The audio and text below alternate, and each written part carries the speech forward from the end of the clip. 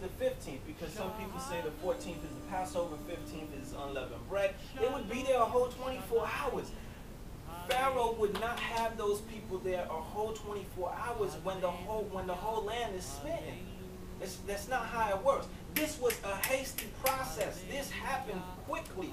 They did not hang out there until the morning of the 15th. You know, no, that's not how it worked. They didn't hang out there a whole 24 hours. If you was to come to my house and you killed all my firstborn, you're not gonna hang out in my house a whole 24 hours before I tell you to leave. That's just not how it worked. What happened was all of this was happening at this little sliver of night right here. In this 12-hour period of nighttime, of darkness, this is when all of this happened. The eating the lamb with unleavened bread, the smiting of the firstborn, and the getting up out of there. Get up out of here. This all happened in that 12-hour time span. Okay? So, let's go to Numbers 28:16. Numbers 28:16.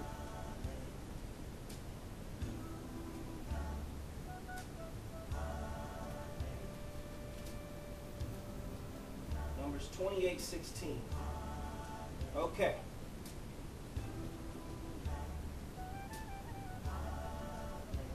And in the 14th day of the first month is the Passover of Yahweh.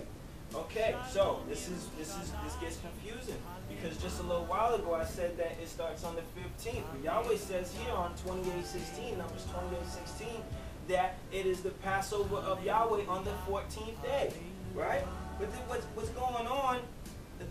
It reads like this because the Passover is being killed in the evening of the 14th day, which is sunset, therefore taking us into the 15th day, when the feast begins, and the Passover is eaten with unleavened bread. The reason it reads like this in 28:16, and in the 14th day of the first month is the Passover of Yahweh. Is the Passover of Yahweh. The Passover is interchangeable to the sacrifice, the lamb, or the feast. This is what's being said here. This is what's being told to us here. Okay? Exodus 12:22.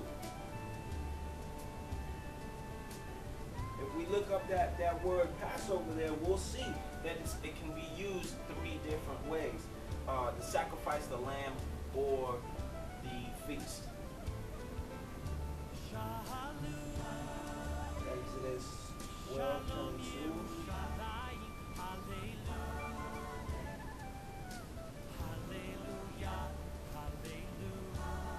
And ye shall take a bunch of hyssop and dip it in the blood that is in the basin, and strike the lintel and 2 side posts with the blood that is in the basin, and none of you shall go out the door of his house until morning.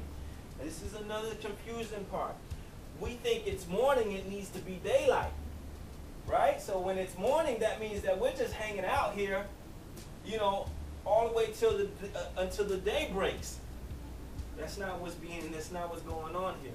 It can be morning and still dark outside, because Yahweh, remember, Yahweh says, I brought you out that self same day by night. So if we think that morning had to be daylight, then we know and understand that Yah would be contradicting himself, because he says he brought us out that self same day by night.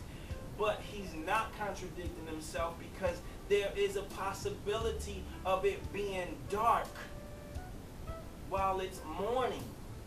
You see, when we get up at 5, 6 in the morning to go to work, it's still dark outside. Dark or night just means darkness. That's all that means, but it can still be morning. Okay, so they came out that morning by night of the 15th day. It's all happened in haste. He told them, hey, you got to, gird your loins, get your staff, put your sandals on, because we're going to do this in haste. There was no hanging out in Egypt. There was no hanging out. These brothers was out of there. They came out of there. Okay, so Exodus 22. In the morning, it can still be night. Night just means dark, and we know that. Okay, we're back. Had just a little slight technical difficulty, so we're back. We were talking about being morning, but at night. Okay, so we do have witnesses of that being possible. In John chapter 20, verse 1, dark is Scodia, Greeks 4653 is from 4655, dimness, obscurity, dark. Scodos, shadiness, darkness. So, also in Genesis chapter 1, verse 5, it's also telling us, you know, what dark is, what night is. So it's basically a twisting away from the light. So we know and understand from our natural lifestyle that when we go outside, you know, I used to get up at 4 o'clock in the morning. It's morning time, but it was dark. So, and many of you also experienced that same thing. So, what does this mean? Okay, this means that they came out in the morning of the 15th day by night. All right, Numbers 33, verse 3.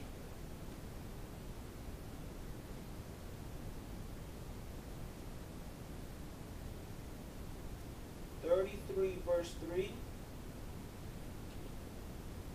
Okay. And they departed from Ramesses in the first month of the 15th day of the first month. On the morrow after the Passover, the children of Israel went out with an high hand in the sight of all the Egyptians. Okay. This Passover here is Passover 6453, Pesach, the festival or the victim.